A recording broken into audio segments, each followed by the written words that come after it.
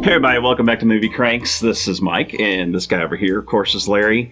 And tonight we got to look at the last episode of Disney Plus's Mandalorian. Yeah. Actually, this is going to be our season summary of what we thought. Well, we sort of gave up doing the individual episodes and wanted to just do a wrap-up of the whole season, which I think is great, because I really enjoyed this show. It's because they're 30 minutes long, and it's nice to watch it all at one time and just get it in almost like a movie. It is like I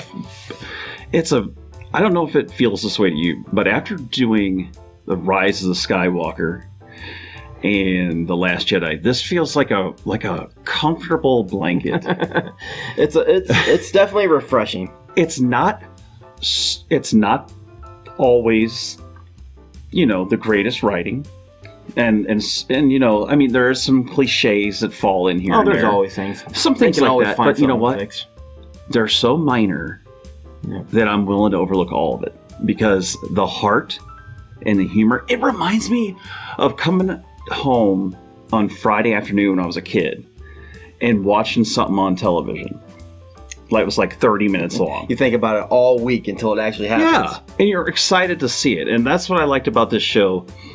Not just the actors, but it was the way it made you feel. Yeah, it kind of made you feel like a kid again. It brought me back to some of the old Star Wars. Yeah, it did. Where the new Star Wars movies, they kind of started with that, but then it just kind of dropped off. They started doing some things they probably shouldn't have. All the new Star Wars movies are super expensive commercials for little kids. And yes, I know everyone's saying. And yet, though, this is the truth. A lot of times they say the little kids nowadays just aren't really into Star Wars like we were. There's a reason. Yeah. But not this World-class bullshitters. Not this show. World-class bullshitters will show you what has happened to toy sales with Star Wars. Yes. But it's going to go up now, because this show really isn't even The Mandalorian. It's Baby Yoda. It's the Star Wars. Mandalorian. Yeah. It's what Star Wars should have been. We shouldn't have had the new trilogy. I'm now thinking 100% the new trilogy was one of the biggest Star Wars mistakes of all time. And I hated the prequels back in the day. While we're actually here, because you didn't do it with me, we should get your score for The Rise of Skywalker. What would you have given it? I know you were not a fan. As I enjoyed the entertainment factor of some parts of the movie, and I really enjoyed just sitting back and pretending it wasn't Star Wars. Yeah, you're kind of like me. Just if you turn your brain off, and you enjoy it just for what it is, just crazy action. It's hard. You know what? It's hard not to have someone spend $1 billion on something and it not wow you with like the flashiness and the it's like walking into a mega big rich house, but you don't want to live there. You just want to see it and then get the hell out. And then the next day, when you turn your brain on and you start compiling all your likes and dislikes, and a lot of my dislikes really weren't bad dislikes, they were just screw-ups, and you start compiling them up, and then they just get bigger and bigger and bigger. I had to cut my review off because I was like, you know what? I just want to tell people what I thought that night, which I thought C+, and I just want to get it out there. Because I had fun that night. It's just the next day when I started thinking about it. And see, your review, obviously you scored it way higher than what I'm going to. But your review was where I hope a lot of the fans are. In the middle. Yeah. But see, they keep catering to one side or another. Well, I even noticed too. And it's almost became like politics. Yes. I was looking on IMDb. And it was almost like they were fighting each other. They came like up a with, war. They came up with a correct score, I thought. It was right around 6.8, 6.9. It may have went up and down a little bit here and there. That's still not the right score. Let me tell you. I feel that was about right. It's just that people were fighting. There were zeros, ones, nines, and tens. And that's like all there was. Yeah. You can't go by that stuff. Yeah. It's going to be two different ideologies fighting each other. You got the Star Wars with the Rey lovers versus the ones that love Kylo, and then you got the ones in the middle. It's a mess. These series, they happen so far apart that you have 3 different ones that all different generations of people love. Well, yeah. And they kind of fight each other on them. But see, that's what's great about The Mandalorian. You don't have this baggage. Red Letter Media says it every damn time. Star Wars is creatively bankrupt. They've locked themselves in this little tiny hole that they haven't been able to get out of. Now that it's dead and buried, the Skywalker thing is over. And I hope we do more stuff like Mandalorian. Unless my theory comes true and Kylo actually impregnated no, sir. poor little Rey while he was giving her the force of life. No, that did not happen. You know it's coming in 25 years, though. I swear to God. 25 more years, Disney's not bringing it out the closet. I will force lightning Disney into the fucking ground if they pull that shit off. You know? What was your final score for Rise of Skywalker? My final score for Rise of the Skywalker would have been a D+.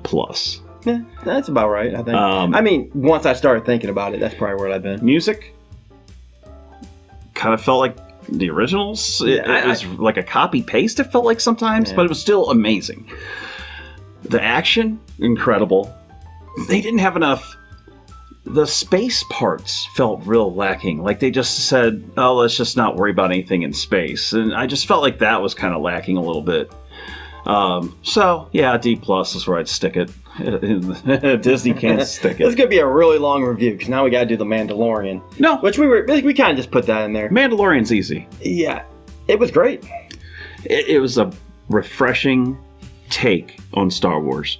It is heart. It is a little tiny story of a bounty hunter protecting a kid. To me, it's a little tiny story of a little baby Yoda. That too. I mean, you know it. Without Baby Yoda this season, they could have made it good without him. But with Baby Yoda, that's what knocked it out of the park. They needed every week when I was coming back, and you said you wanted to come back every week. You're getting excited. Yes. I got excited because I wanted to see Baby Yoda. Yeah. They have created a nuclear MacGuffin. They have. Let's call it what it is. It's an organic MacGuffin, really. It's a MacGuffin of epic proportions. Yes.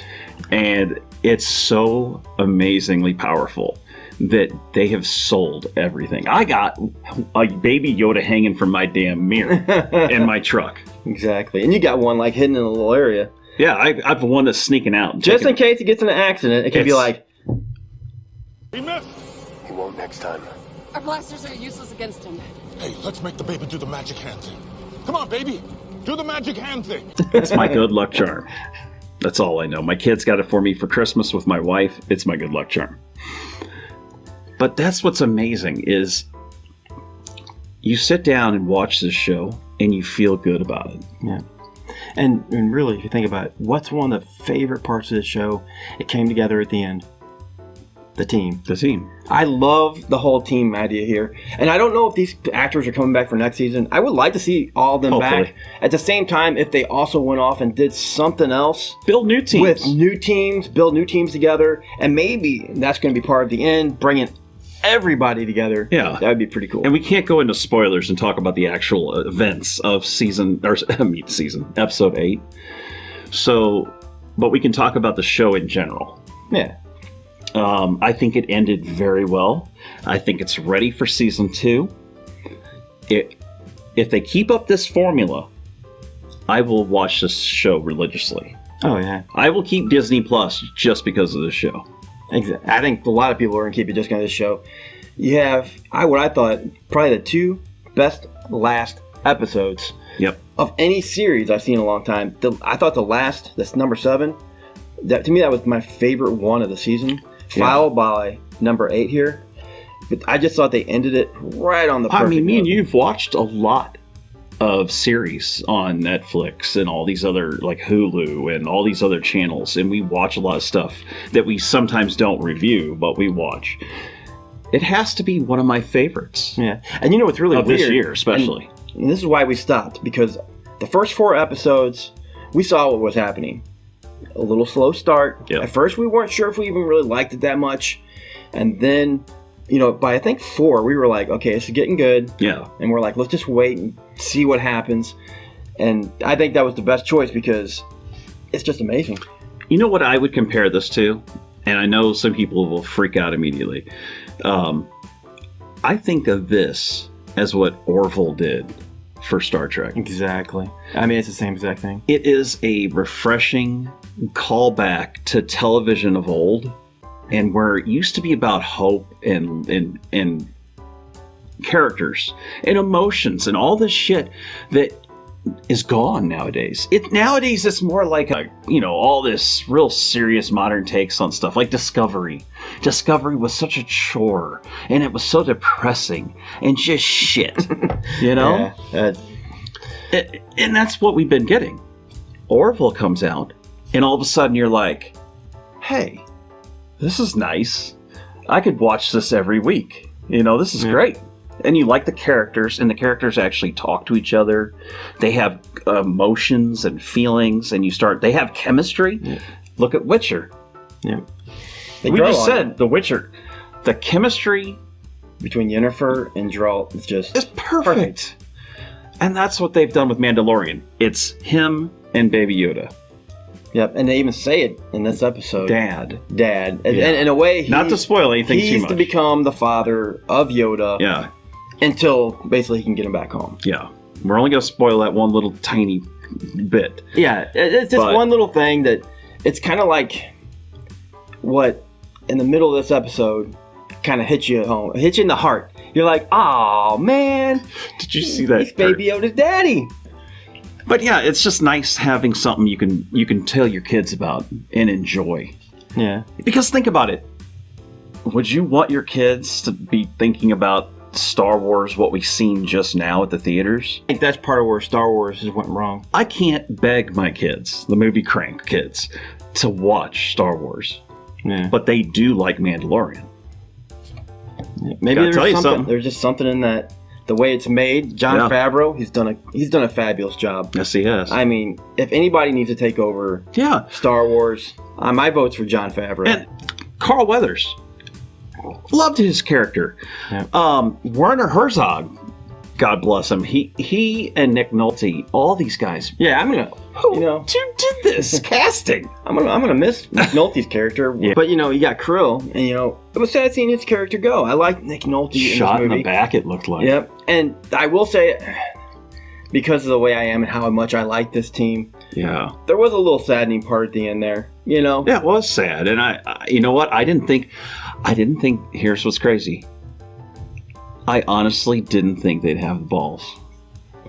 I got to give it to them at Disney for this. They had the balls to pull off a major character death on a kids-friendly television show. And it's I didn't expect that to happen. And if it did, it'd be this big, cheesy, bullets flying. Of course. Platoon. But it was still a Disney death. He was just sitting there smoking. It's not like there was blood and guts. No, but think about it. He was face down almost in the dirt with rocks all over him and the blaster fucking smoke. Yeah. This movie. That's kind of a sad way out. It shows stakes. Well, TV. No, what I'm saying is this whole series. Oh yeah, they have stakes. Yeah. They are not invincible. It shows you throughout it. They can get hurt. They can bleed. They can die. I honestly didn't know what was going to happen in Mandalorian. I mean, they were stuck in that little building at the end of 7, and the way they handle those situations is great. Oh my God, the opening to number 8. 8 is fantastic. The first 5 minutes of number 8 is just classic. Just Star Wars. It's a classic Star Wars moment. Will be for me forever now, because I just love the communication between them two at the beginning. Yeah, and they got little Yoda. Yeah, it was such an unexpected start off. If you start off episode 8, you'll know what we're talking about, and it's just something that you don't see in the regular Star Wars movies. And that's what's nice about having this show. Yeah. And I hope they make another. I honestly want to see a Kenobi movie or TV show. We're getting Obi-Wan Kenobi soon. Yeah. They're going to be making... Is this through season 3 now they've been approved for Mandalorian? I'll have to check. I know 2 for certain. 2 for certain? Yeah. I mean, I don't see it going anywhere now. This is Disney's little... gem. Exactly. This is their Adam Sandler. This is what Disney needs to make sure the next Star Wars in the movie succeeds. Right. Because if they bring this there, they're going to have no problem. Because that's why I think the next series I'm just going to love so much more. Because it's going to be new people in new situations. I hope. Hopefully different parts of the galaxy. Maybe even a different galaxy where there's different things. That's what I'm really hoping for. You can just tell with this, they actually are in love with the characters and story. Yeah. They're not in love with just the money. Exactly. And that's where the movies have fallen apart. Yeah, I think that's Jon Favreau putting his little magical touch on it. Yep. Because I think he really was. Hashtag fire Kathleen Kennedy. And hashtag hire Jon Favreau. Jon Favreau. So anyway, this has been Movie Cranks. Thanks for coming by. Make sure to like, subscribe, and all that good stuff. We're almost to 3,000 on Facebook, so please join up on there as well. Support our channel. Get us to 1,000. Larry, what else we got? We really need to tell them our score, too. What would you score the entire season as a whole? I would say the season as a whole, to me, would probably be an A. Yep, I'm exactly right there with you. Because I think there's still just a little room for improvement. But it's not perfect. And I think this is going to keep getting better as it goes. So I can't really give it an A+, because I have a feeling like Season 3, Season 4, I'm going to come back with an A+. Now, I will say, there were some episodes with the kid that double-crossed him and all that kind of stuff. Yeah, there was some stuff at the beginning. Yeah. That I was like, It was a little shaky sometimes, but man, if they got their footing. Yep. I mean, it took a little while for other series to get started. It was like that mid-season. Yeah. I still would like to see a little longer episodes. But 45 minutes to an hour. I'm okay. I guess this is what we're getting, so I'm okay with it. For me, though, I would say the season, like you said, is an A. Yep. So. All right. Well, you heard it there. So, guys, thanks again. We appreciate you coming by, and we'll see you again soon. See you guys. Peace.